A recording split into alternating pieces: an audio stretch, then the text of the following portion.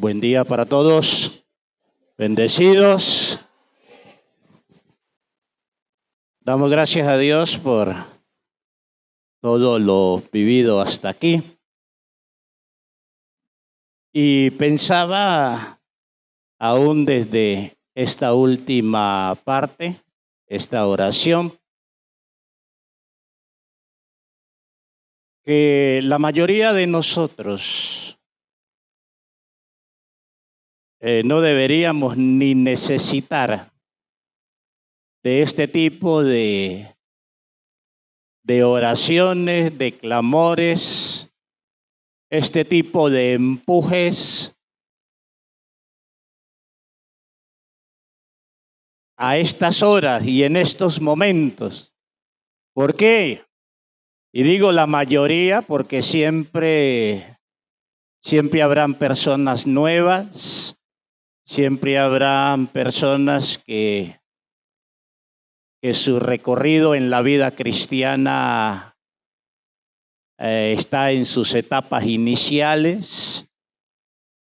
Pero digo la mayoría en el sentido de que muchos de nosotros, con los años que llevamos en la vida cristiana, deberíamos saber cómo es la vida cristiana. Por un lado, lo que Dios siempre exige de nosotros. Por otro lado, la obra del enemigo para impedir la obra de Dios, el propósito de Dios en nosotros. Y que por encima de las circunstancias, que estemos atravesando, aun si venimos al lugar de culto, al lugar de adoración, hemos de venir con un corazón ya dispuesto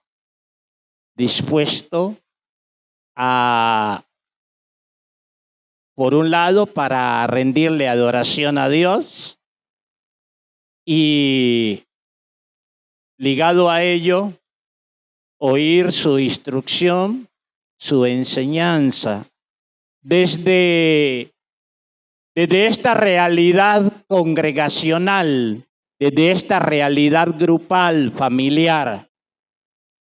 Y como es una realidad grupal, esa realidad individual, en lo posible deberíamos tenerla en su punto. Obvio, sin ignorar, sin pasar por alto, que somos de carne y huesos, que algunas circunstancias nos van a sacudir, podrían desestabilizarnos, y desde el impacto de algunas circunstancias en nuestra vida, nos vamos a desajustar un poco. Podríamos mejor desajustarnos un poco. No lo doy como un hecho, porque cuando hablamos aún de la obra del Espíritu Santo en nuestras vidas, precisamente la obra del Espíritu Santo en nosotros está en esa dirección, para darnos esa fortaleza, para darnos ese equilibrio, para darnos esa fuerza mental, emocional, física. Y en ese sentido, digo,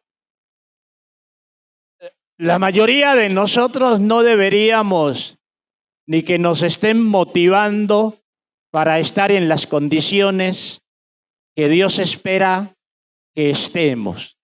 Pero desafortunadamente son realidades a veces en medio de nosotros, y es allí donde se hace muy necesario que aprendamos ese cómo vivir la vida cristiana, y de manera especial esa necesidad de aprender a vivir de tal manera que estemos siempre en la condición de ser una buena tierra para cuando Dios nos dé su palabra, para cuando Dios nos hable, ser un buen terreno en el cual esa semilla de la palabra pueda caer, pueda nacer, pueda crecer y pueda dar el fruto para el cual Dios ha dado su palabra. Y ligado a ello, pues, sobra decir, y lo decíamos aún el día jueves, en ese camino a congregarnos, aún de orar por los que llevan la palabra, pero de manera especial, llegar listos, con un corazón dispuesto, con un corazón hambriento, con un corazón deseoso de lo que Dios tenga para mí.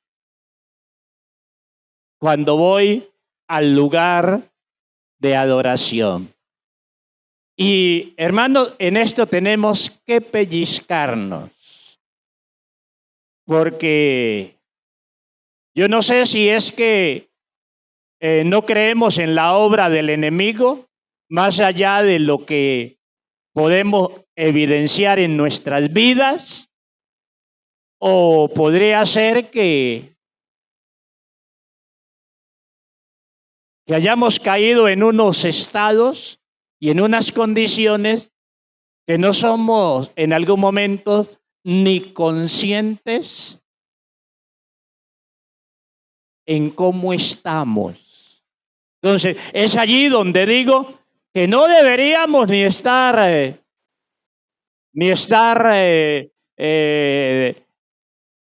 orando y empujando para que las condiciones aptas sean una realidad en nosotros. Pero somos de carne y huesos, digo yo, y estoy seguro que muchos estarán de acuerdo en que siempre eso se va a necesitar. El fin del discurso, mis amados, es: necesitamos aprender a vivir la vida cristiana. Aprender a vivir como cristianos. Y en ese aprender a vivir como cristianos, hay algunas realidades que tenemos que aprender, que conocer. La Biblia, según el Evangelio, según Mateo, o de Mateo, allí en capítulo 13, nos presenta un panorama de lo que tiene que ver con el reino de Dios. El reino de Dios, ese reino que es espiritual y ese reino que debe manifestarse en vidas y también en circunstancias. Por cierto, al hablar del reino, sí que necesitamos en estos tiempos, y lo decía en uno de los espacios en esta semana, virtuales, me gusta que nos vayamos untando del reino de Dios en nuestras vidas, pero como en todo debe haber un cuidado, que ese untarnos no sea solo de boca, sino que sea de corazón, y por ser de corazón sea de vivencia. Sea de vivencia para que no caigamos en religiosidad.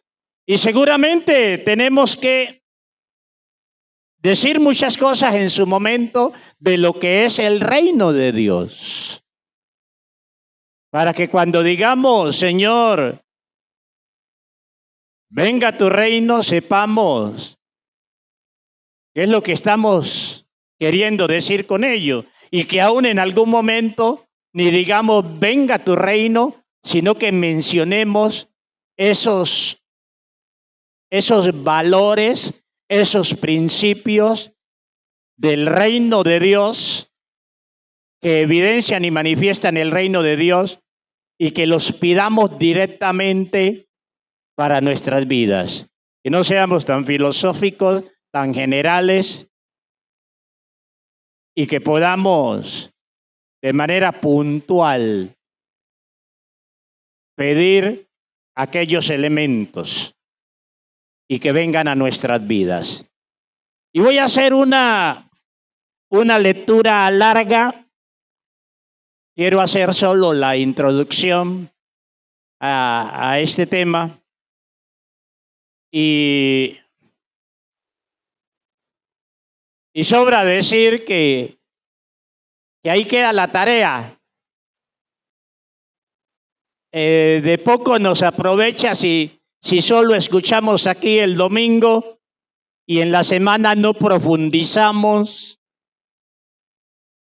en ello. Hagamos de cuenta que hoy vamos a comenzar la vida cristiana. Y en ese iniciar hoy la vida cristiana, necesitamos algunos elementos que nos ayuden en ese caminar. Algunos elementos que nos ayuden en ese transitar, en esa ruta que es la vida cristiana.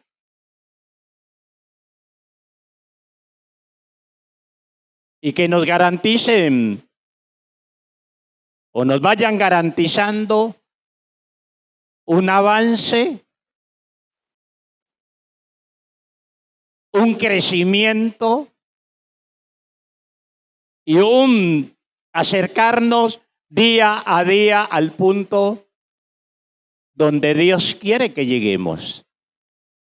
Y hay dos parábolas, partiendo allí en Mateo capítulo 13, que Jesús dio. Y decía el día jueves, son las parábolas del reino. Una de ellas es la parábola del sembrador, que muchos, quizás todos conocemos, o un 99.9% de los presentes seguramente conocemos. Y la otra parábola es la del trigo y la cizaña. Lo interesante es que estas dos parábolas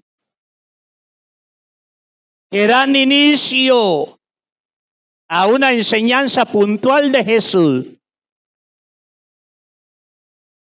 y una etapa clave en su ministerio. Jesús da la interpretación de las mismas. Y el hecho que Jesús dé la interpretación de las mismas debe servirnos de mucho. Porque es Jesús mismo quien da la interpretación. Recuerden que las parábolas se le llaman las parábolas del reino para enseñar las verdades del reino. Y algunos biblistas dicen que de las 40 parábolas aproximadamente que Jesús citó, relató, 19 de ellas, la mitad de ellas, hablan del reino de Dios. Hizo referencia al reino de Dios. Y allí en Mateo capítulo 13, el versículo 1 hasta el 9, encontramos el relato de la parábola del sembrador. Y de verso 18 al 23, encontramos la explicación que Jesús le da. Dice Mateo 13:1, aquel día Jesús salió de la casa y se sentó junto al mar. Y se le juntó mucha gente y entrando en la barca se sentó y toda la gente estaba en la playa. Y les habló muchas cosas por parábolas diciendo, he aquí el sembrador salió a sembrar. Y mientras sembraba, parte de la semilla cayó junto al camino y vinieron las aves y la comieron. Parte cayó en pedregales donde no había mucha tierra y brotó pronto porque no tenía profundidad de tierra. Pero salido el sol se quemó y porque no tenía raíz se secó. Y parte cayó entre espinos y los espinos crecieron y la ahogaron. Pero parte cayó en buena tierra y dio fruto cual a 100, cual a 60 y cual a 30 por uno. El que tiene oídos para oír, oiga. Cuidado con ese verso 8, porque sí que necesitamos aprender el verso 8. Sí que necesitamos aprender en cómo ser siempre buena tierra. Cómo ser siempre buena tierra. En verso 18, Jesús da la explicación de la parábola. Oí pues vosotros la parábola del sembrador. Cuando alguno oye la palabra del reino y no la entiende, viene el malo y arrebata lo que fue sembrado en su corazón. Este es el que fue sembrado junto a ¿qué? Al camino.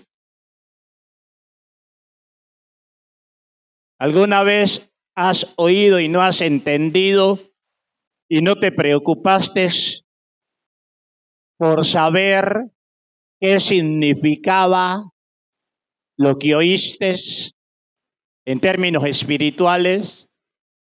Pues déjame decirte, va a pasar algo con esa semilla, con esa palabra. Y algo no muy bueno. Y es que en términos generales, esa palabra se va a perder. Se va a perder. Verso 20, y el que fue sembrado en pedregales, este es el que oye la palabra y al momento la recibe con gozo. Pero no tiene raíz en sí, sino que es de corta duración, pues al venir la aflicción o la persecución por causa de la palabra, luego tropieza. Por cierto, yo podría ver desde estos dos terrenos personas que oyen la palabra, pero que no alcanzan a ser salvos. Podría haber allí eso. Junto al camino, en pedregales, obvio, ese corazón duro, esa palabra no puede echar raíz profunda.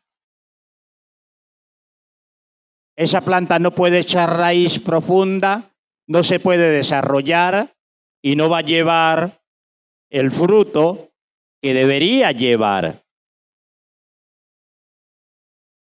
El verso 22, el que fue sembrado entre espinos, este es el que oye la palabra, pero el afán de este siglo y el engaño de las riquezas ahogan la palabra y se hace infructuosa.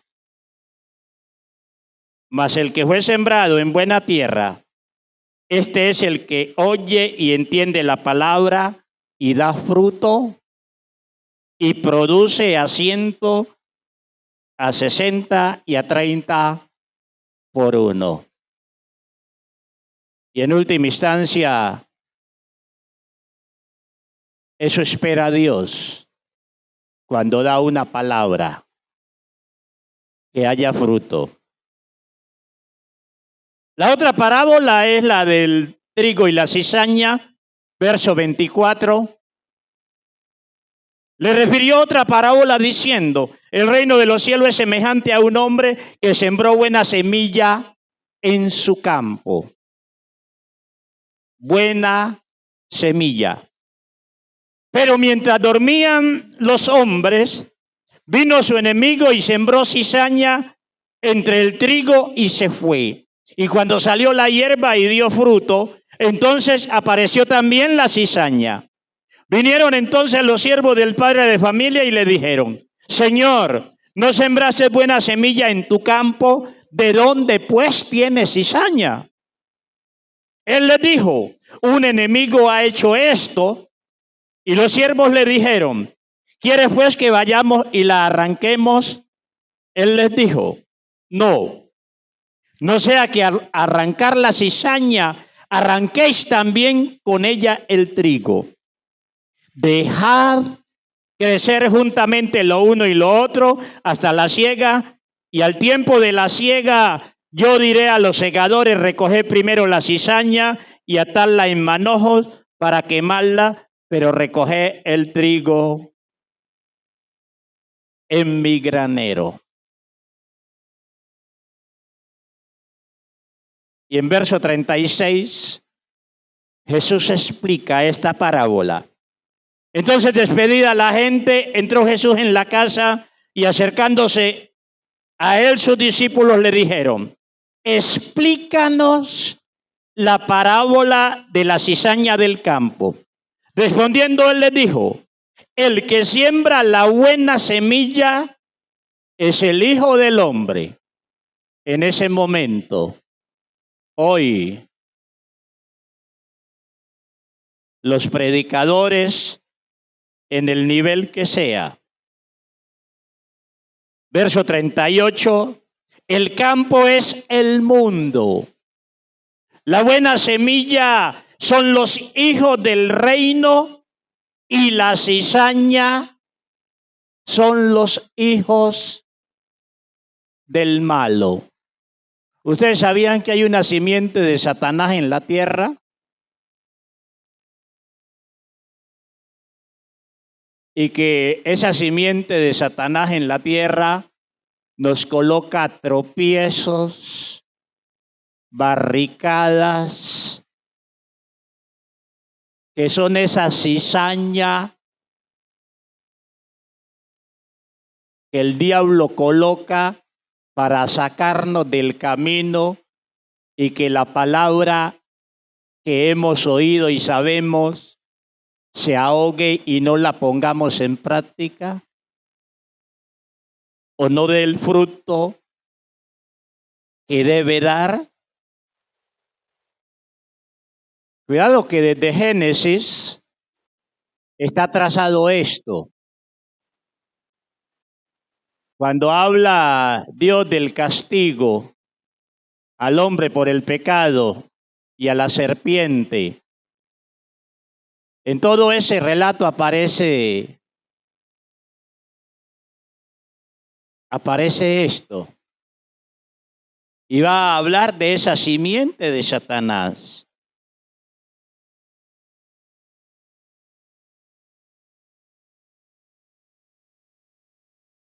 El verso 39, otra vez.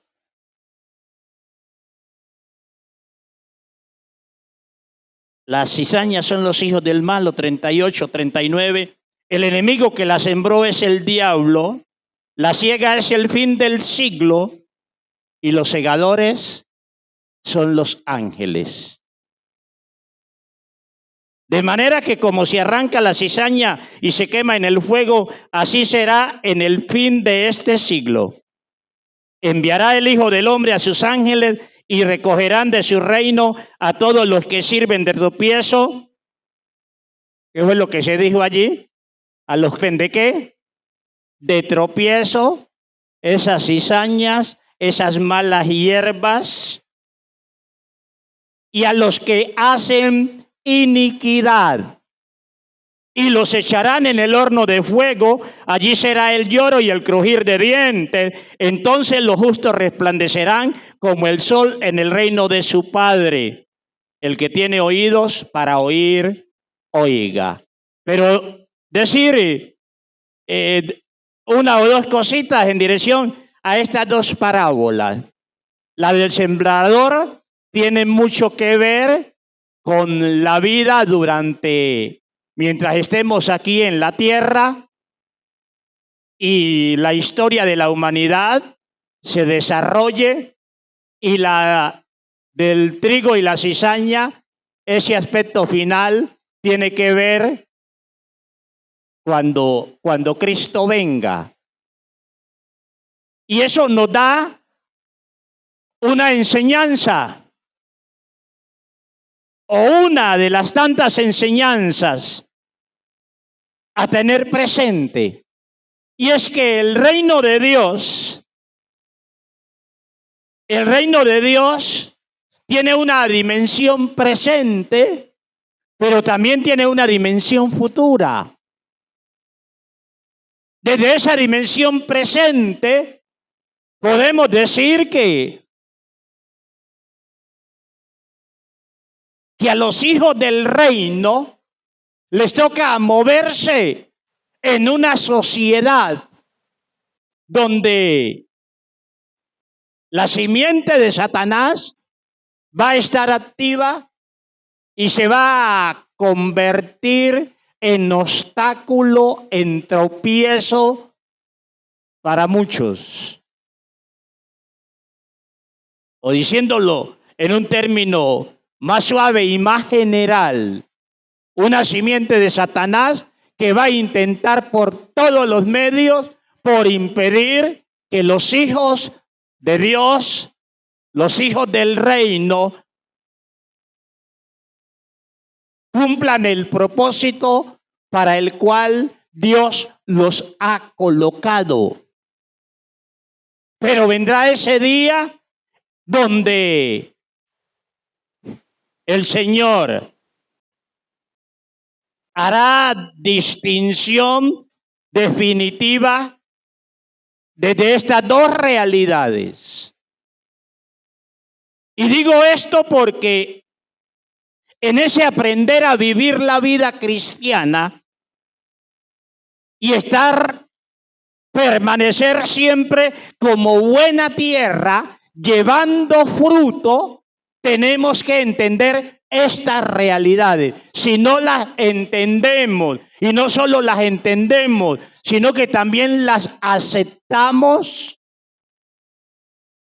nos vamos a confundir, y en especial vamos a vivir de manera descuidada y no vamos a cumplir el propósito de Dios. Yo podría preguntarles, y no solo preguntarles, escuchar la respuesta de cada uno de ustedes. ¿De qué manera el enemigo ha querido ahogar la semilla de la palabra de Dios en tu vida? ¿De qué manera el enemigo ha intentado impedir que lleves el fruto para el cual Dios te destinó? Y seguramente cada uno de ustedes y cada uno de nosotros tendría muchas cosas para decir. Aún yo, que estoy dando esta enseñanza, también tendría muchos cuadros a través de los cuales el enemigo ha querido frenarme, ha querido callarme e impedir que dé el fruto para el cual Dios me llamó. Y en ello yo quiero que cada uno de nosotros esté bien consciente, porque me temo que no estamos dando el fruto que Dios queremos. Que no estamos dando el fruto. Y si no estamos dando el fruto, es porque, ya sea por la realidad del corazón en algunos, desde esa primera parábola, que tiene que ver con una realidad interna, al menos que esa palabra sea aceptada, que esa palabra, esa semilla nazca, que esa semilla, después de nacer, esa planta crezca, se desarrolle y lleve mucho, pero mucho fruto. O ya sea desde la segunda parábola, que aun cuando esa semilla germinó, la planta nació y se desarrolló, hay mucha cizaña, mucha maleza a su alrededor. Y aun cuando como planta de trigo tiene un fruto, pero se ve en medio de tantas circunstancias, tantas adversidades, que en algún momento puede venir hasta el pensamiento de decir, hasta aquí voy.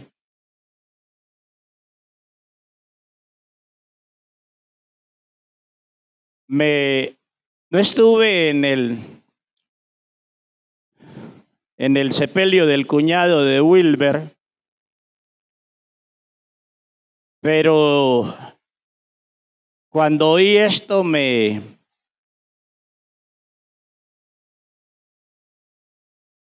sentí bien. Algo que él había dicho en el sepelio. Y la noche del velorio del cuñado, que enterraron ya casi un mes, va a ser un mes como el 28, el 29.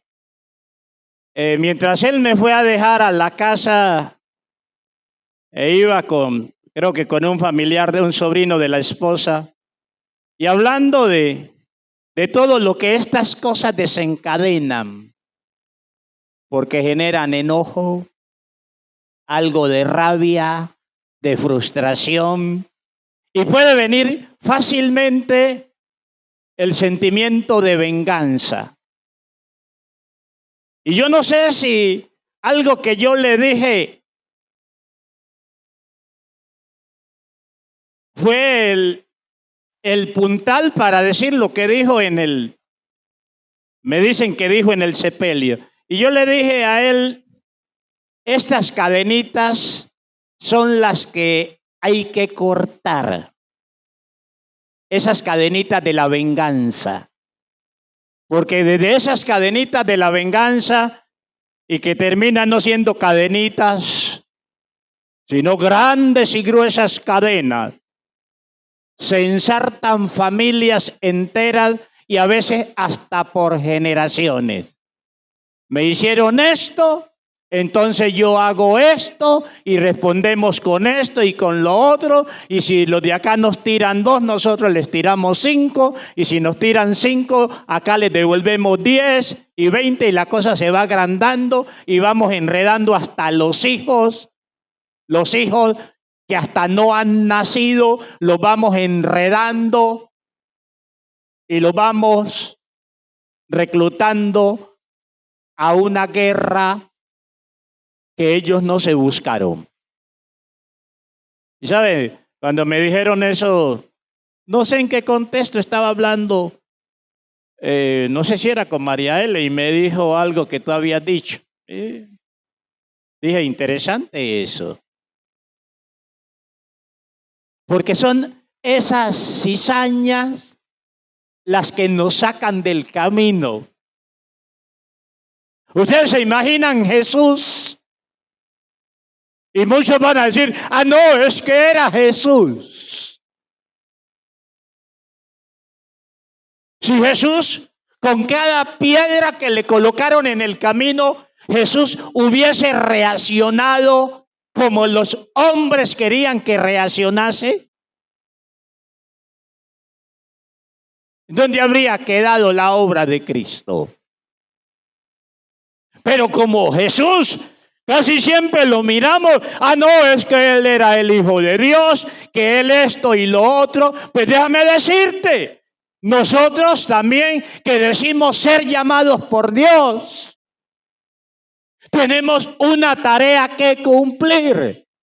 Y déjame decirte, en ese propósito el enemigo se va a interponer. Y el enemigo,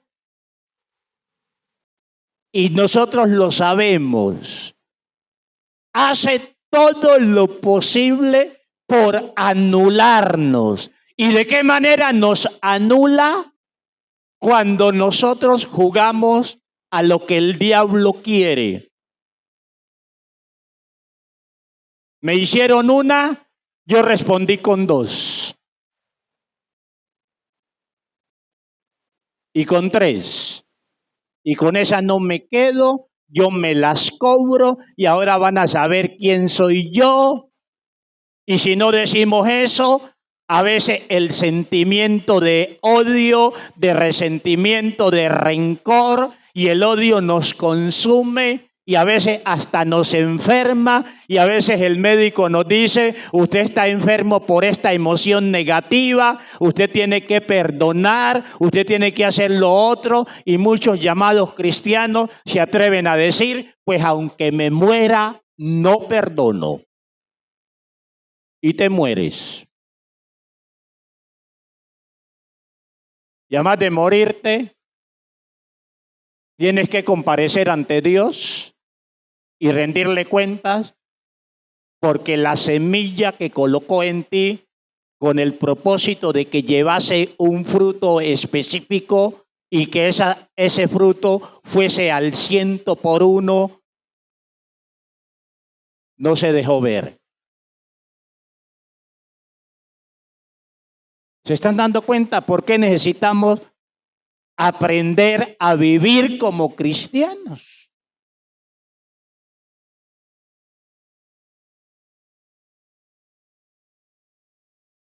Porque Dios ha colocado mucha palabra en nosotros. Y a veces parece como si no hubiese colocado nada.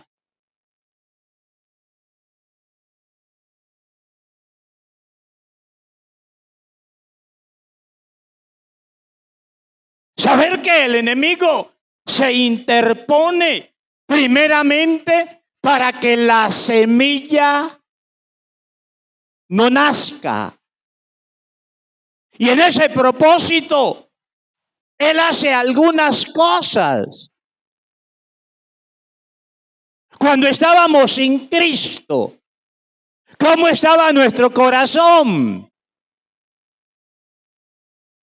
Y oíamos palabras. Quizás algunos La primera vez que oyeron la palabra, respondieron positivamente. Otros oyen y oyen palabra, y esa palabra no puede nacer en ese corazón,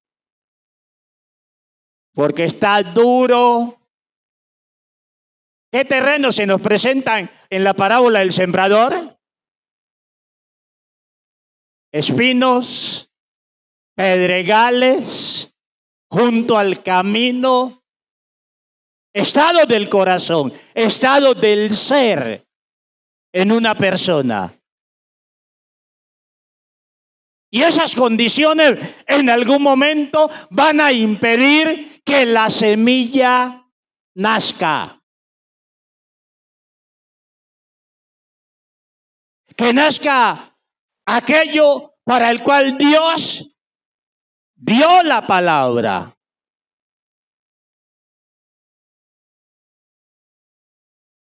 Y nosotros sabemos y entendemos esto. Pero lo primero que el enemigo obra es en esa dirección. Llevar nuestra condición interior, nuestro ser, a una condición de dureza, de esterilidad, de ineficacia, donde por más palabra de Dios que se dé, por más evangelistas que lleguen dándome el mensaje de salvación, ni lo entiendo, ni me importa, no hace eco en mí, etcétera. Pero saber que allí no para la obra del enemigo, porque es allí donde muchos cristianos nos hemos fresqueado y sacamos pecho de que soy cristiano, pero no estamos ni haciendo lo que Dios nos mandó a hacer, no estamos cumpliendo el propósito para el cual Dios nos llamó o Dios les llamó. Ah, no, yo soy cristiano y me siento allí, yo soy cristiano y soy salvo y voy al cielo.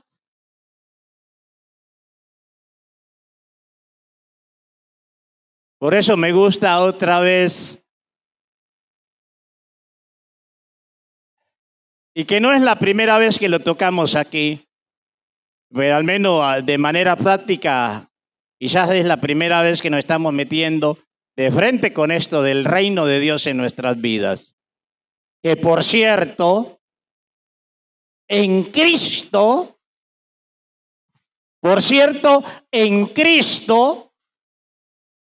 Dios está haciendo algo especial en este sentido. Y es que recuerden que desde Génesis, la pregunta, Adán y Eva en el huerto estaban bajo el reino de Dios, bajo el gobierno de Dios. Claro que sí. Estaban bajo la sumisión a Dios y desde esa sumisión a Dios obedecían a Dios. Estaban bajo el gobierno de Dios. El reino de Dios era una realidad en sus vidas. Pero llegó un momento donde dejaron de ser sumisos, y cuando dejaron de ser sumisos, ¿se volvieron qué? Desobedientes. Perdieron la sumisión y entraron en una condición de desobediencia. En Cristo, Dios está restituyendo. En Cristo, Dios está restituyendo su gobierno. En otras palabras, nos está permitiendo volver nuevamente a su reino, a su gobierno, aunque esto sea de manera parcial. Pero en Cristo estas dos cosas que se perdieron y más allá de ese gobierno, esa sumisión y esa obediencia, el hombre tenía intimidad con Dios. Y déjame decirte, mientras no nos ajustemos, no aceptemos el gobierno de Dios en nuestras vidas y nos sometamos a Él y le obedezcamos, no vamos a volver a tener intimidad con Él.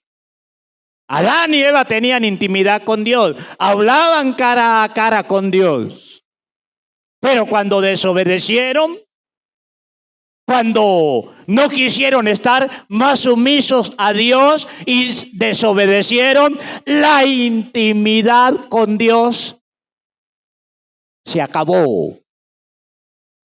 Y si agarras esto y entiendes el valor de esto, muchas cosas en tu vida pueden ser diferentes. El pecado nos roba la intimidad con Dios.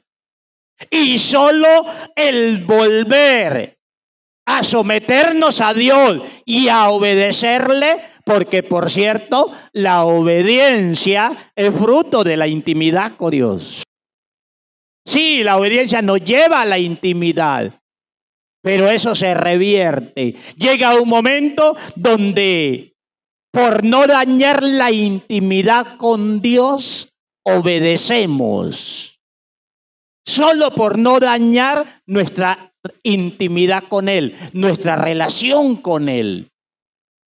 En Cristo, otra vez, Dios nos quiere restaurar la intimidad con Él. Y ligado a esa intimidad, su gobierno, su dominio, que no es para mal, sino para bien. Dominio que es para bendición.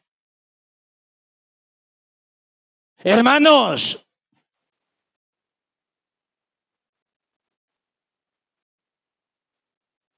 tengamos siempre presente, y nosotros lo decimos, Dios tiene un propósito para mi vida.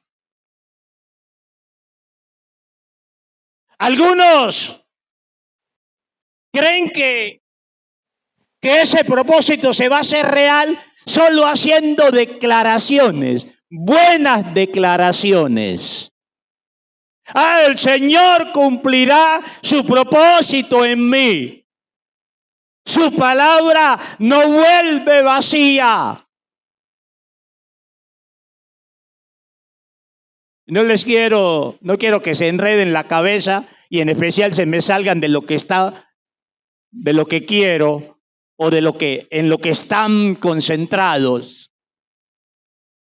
Pero cuidado con esas declaraciones, porque a veces no alcanzamos a comprender ese enigma, ese misterio entre un Dios soberano y un hombre que tiene libertad.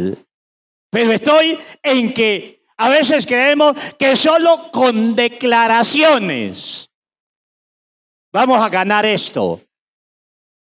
Lo decía, no sé si el jueves o lo he dicho en otros espacios, a veces hay una petición de oración en las redes, en los grupos sociales en los que estamos involucrados. Oremos por esto, pido oración por esto. Y no estoy diciendo, por favor, que esto esté mal del todo. Pero me temo que muchos se conforman cuando nos piden oración, se conforman solo con decir, Dios tiene todo bajo control.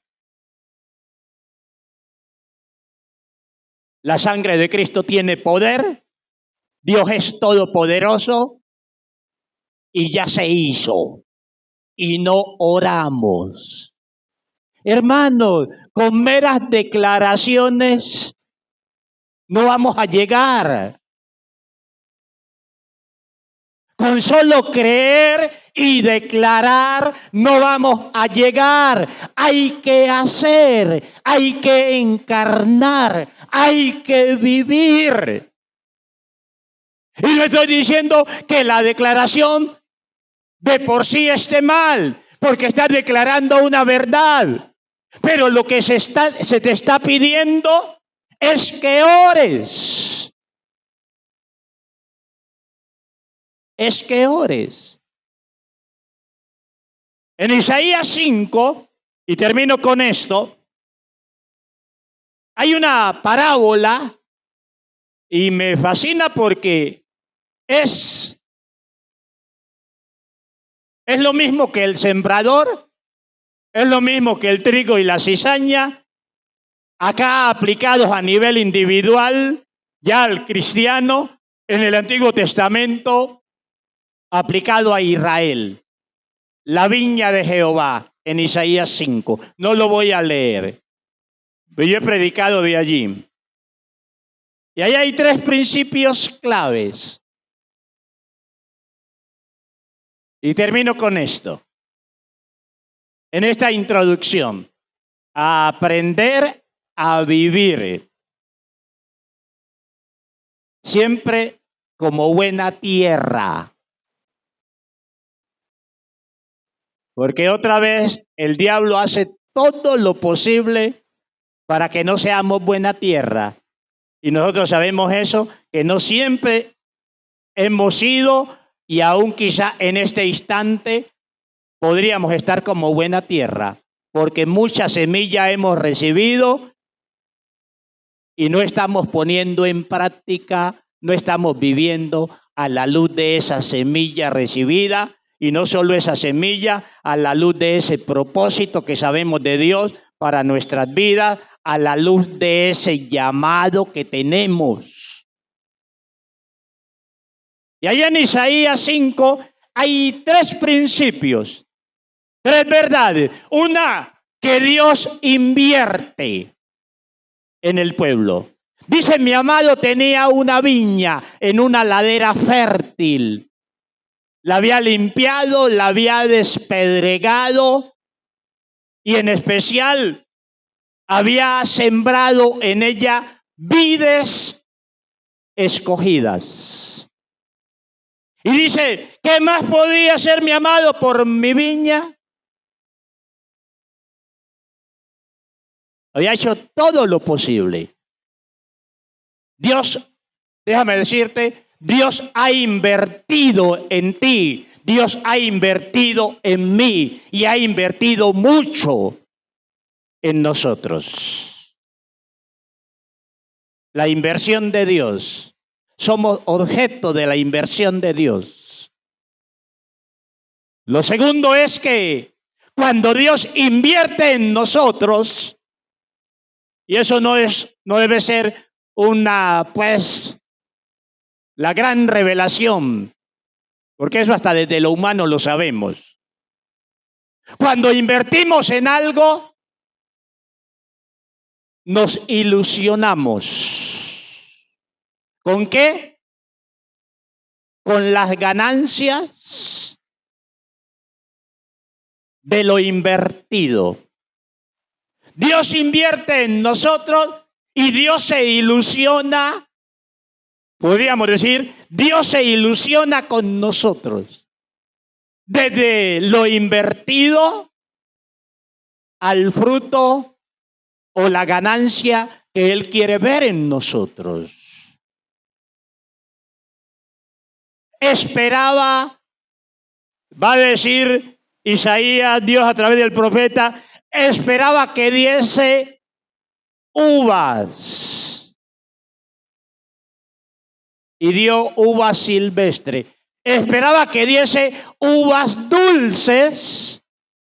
Y dio uvas, ¿con qué sabor? Amargas. su veracidad.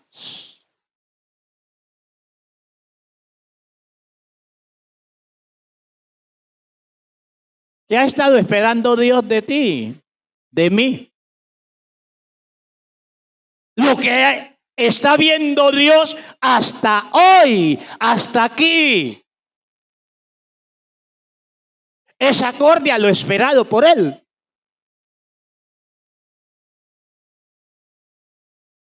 Pero cuando invertimos y nos ilusionamos, cuando lo producido no es acorde con lo esperado, no tanto en cantidad, sino en calidad.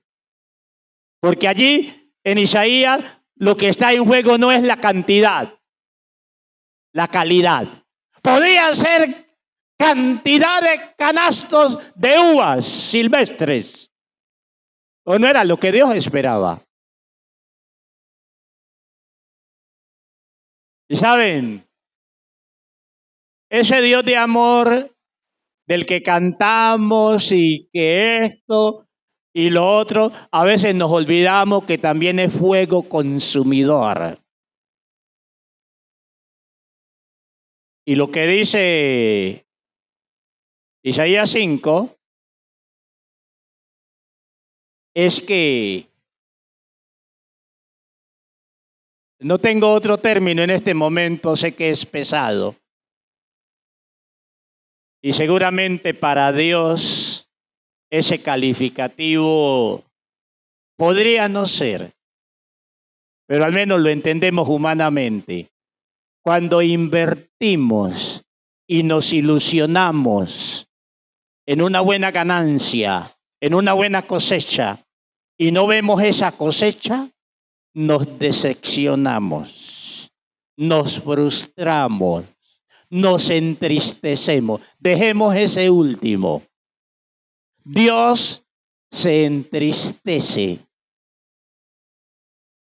cuando, habiendo invertido tanto en nosotros y esperando buenos frutos y abundantes cosechas, nosotros vivimos prácticamente a veces de espaldas a Dios.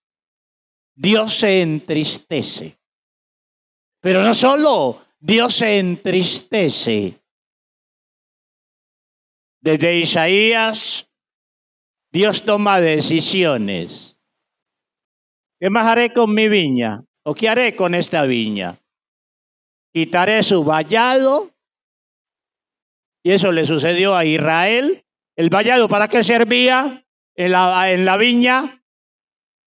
Para protegerla. Era la cerca. Quitaré su vallado.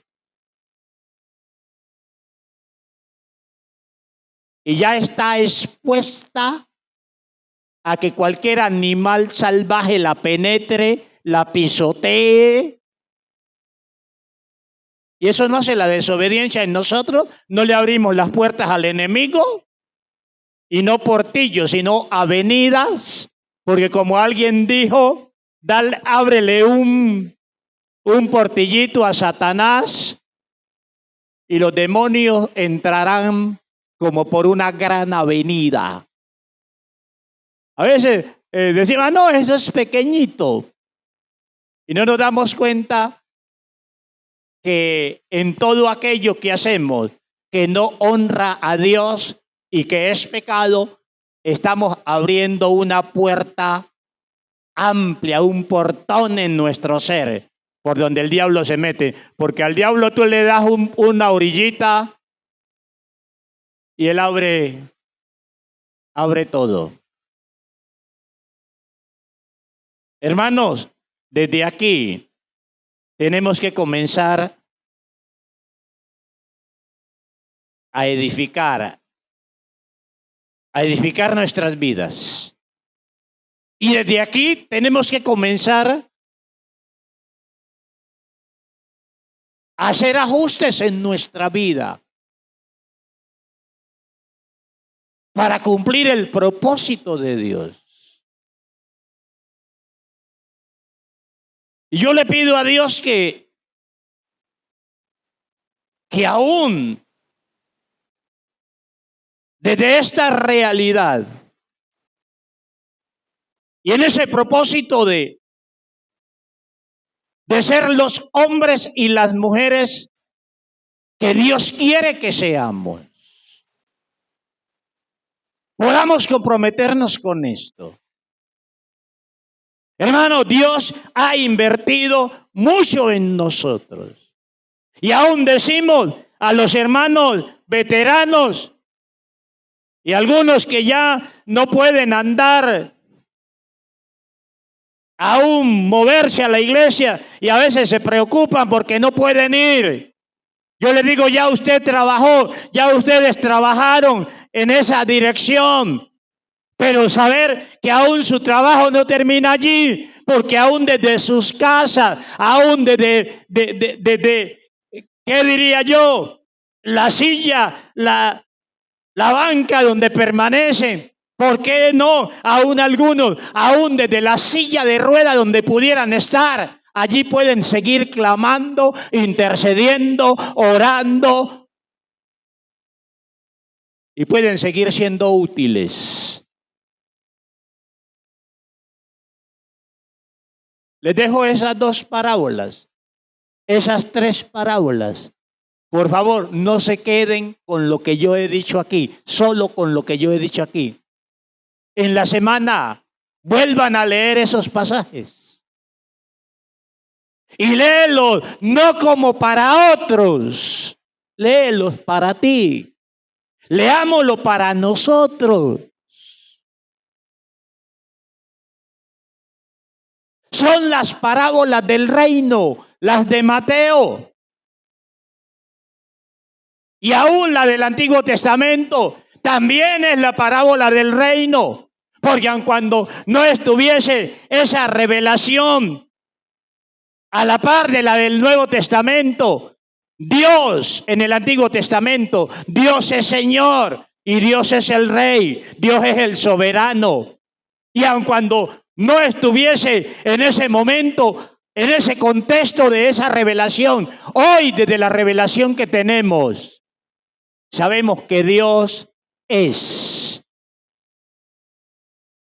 ha sido, es y siempre será el mismo. Y desde aquí hemos de mirar algunos aspectos que deben llevarnos a vivir como Dios quiere que vivamos, como hijos de Él, como llamados, como escogidos, como embajadores, como miembros del cuerpo de Cristo que somos, como iglesia. Que dejemos el conformismo, que salgamos de la zona de confort. Que si hay obra del enemigo, y obvio que la hay, consciente o no consciente, en la dimensión que sea, que seamos conscientes de esta realidad y podamos renunciar a ello. Y saber que hoy en Cristo,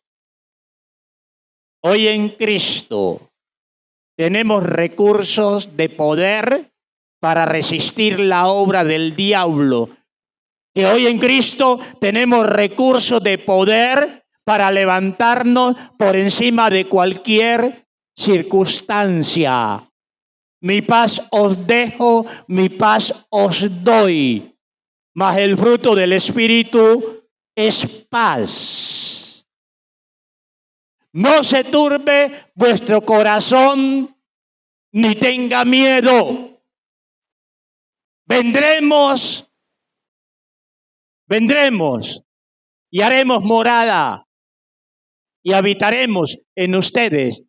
Por eso decía, y seguramente para muchos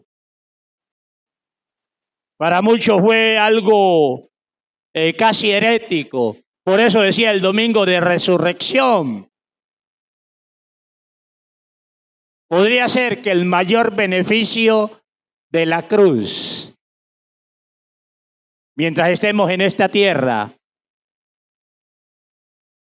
no sea ni la salvación, como siempre hemos creído, sino Dios mismo habitando, ofreciéndose para habitar en nosotros, el Espíritu Santo, para darnos todos los recursos que necesitamos para vivir bien, para vivir la vida cristiana en victoria. Mi hermano, yo no sé por qué estés atravesando, cómo esté la realidad de tu mente, tu corazón, tu ser, a un amigo que nos visitas en esta mañana, si hay visitas, si hay personas que no han recibido a Cristo como el Señor y Salvador de su vida. Yo no sé cómo esté tu corazón, tu mente, tu ser, como terreno donde la palabra de Dios siempre está disponible para caer, y no solo para caer, sino para nacer y crecer y llevar mucho fruto. Solo tú lo sabes, y quizás a veces ni tú lo sabrás, pero de una cosa sí estoy seguro: a través del Espíritu Santo, a través del Espíritu Santo, Dios otra vez, y comenzando con la salvación y a través del Espíritu Santo, Dios establece su reino en nosotros, su gobierno, y nos permite también extender su reino en esta tierra. A través del Espíritu Santo, Dios establece su reino. El Espíritu Santo habitando en el cristiano, habitando en la iglesia. Dios extiende su reino en esta tierra. Y por eso podemos decir: Señor, que venga tu reino, tu gobierno, no solo a nuestras vidas individuales, sino que ese gobierno de Dios se deje ver en circunstancias adversas, donde hay cosas que no honran ni glorifican a Dios. Y que el Espíritu Santo sea quien nos siga inquietando, que el Espíritu Santo sea quien nos siga enseñando, desafiando, que quite de nosotros todo conformismo, quite toda pereza, que el Espíritu Santo quite toda ceguera allí donde la haya, que el Espíritu Santo sea rompiendo cadenas, sea rompiendo ligaduras, sea abriendo cárceles de prisión en las que hubieses caído. Que el Espíritu Santo sea quitando todo resentimiento, quitando todo temor. Que sea Dios a través del Espíritu Santo quitando en cada uno de nosotros lo que nos impida, nos ha estado impidiendo, allí donde el diablo nos ha engañado, nos ha encarcelado. Que sea Dios en el nombre de Jesús y a través del Espíritu Santo, quitando lo que tenga que quitar en nuestras vidas. Y yo no sé, solo tú sabrás, ¿qué te impide? ¿En qué trampa caíste? ¿En qué pantano caíste? ¿Por qué no le dices a Dios que en su gracia que te saque? Que en su gracia que te liberte.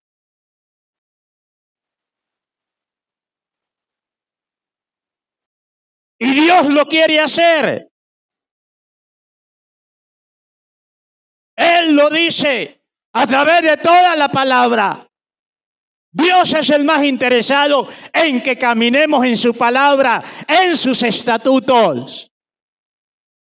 Y Él ofrece darnos un nuevo corazón. Corazones duros.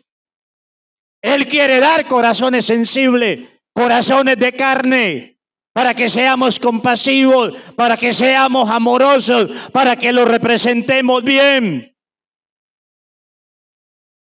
Él quiere cambiarnos desde adentro, un nuevo espíritu. Pondré mi espíritu dentro de vosotros para que andéis en mis estatutos. Guardéis mis estatutos para que pongáis por obra mi palabra. Saber que solo el cristiano lleno del Espíritu Santo, el cristiano limpio, que vive una vida en santidad y avanza en niveles de santidad, el cristiano lleno del Espíritu, limpio y vigilante, este cristiano lleno del Espíritu Santo puede levantarse por encima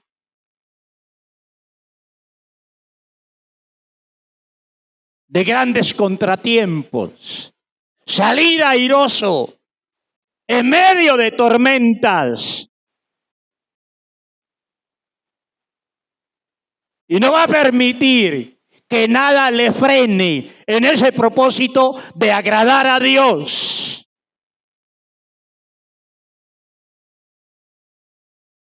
Que nada asfixie su espiritualidad. Que nada lo vuelva frío, conformista.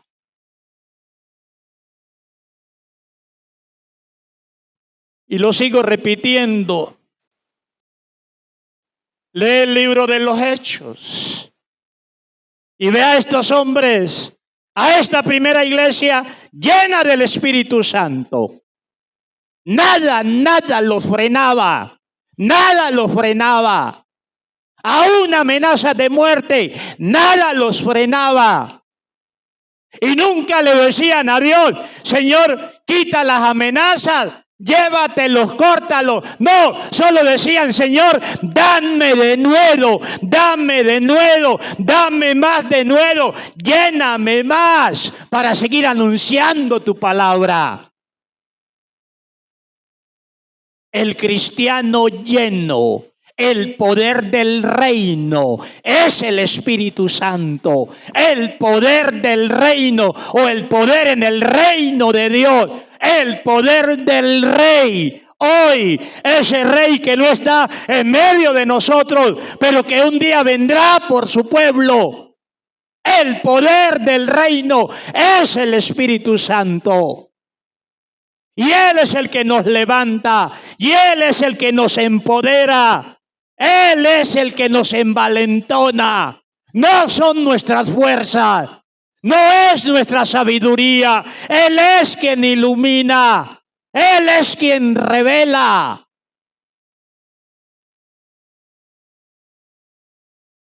Que el Espíritu Santo nos despierte hoy a todos y que entendamos cómo estamos viviendo esta vida que llamamos cristiana. Y si de cristiana solo tiene el nombre, que desde hoy tomemos una decisión y nos comprometamos a vivir un estilo de vida cristiano. Y no solo que me congrego, oigo la palabra, vivo la semana de cualquier manera, o a lo que salió, o más o menos, porque aún como cristiano, cuando tienes que ir a tu empresa, allí en tu empresa tienes que ser sal, tienes que ser luz. allí en tu sitio de trabajo, allí en la calle por donde andas, allí cuando te subes al servicio de transporte, llámese como se llama. Allí tienes que ser sal, allí tienes que ser luz, allí tienes que resplandecer, allí tienes que iluminar, allí tienes que ser un freno a la corrupción. Porque sabes, si no vives como cristiano, vivirás como mundano. El que no vive como cristiano, vive como mundano. Quizás no en la dimensión máxima de mundanalidad, en un abrir y cerrar de ojos. Pero te irás acostumbrando. El pecado te irá adormeciendo. El medio cultural sucio, anticristiano, te irá afectando.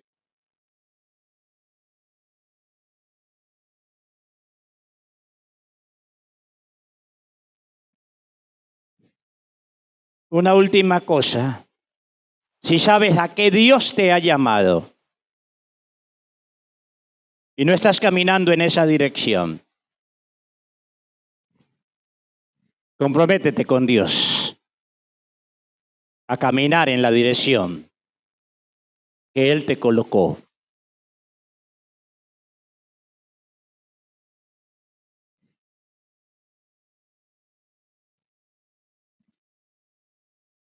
Y si dices que estás en Cristo,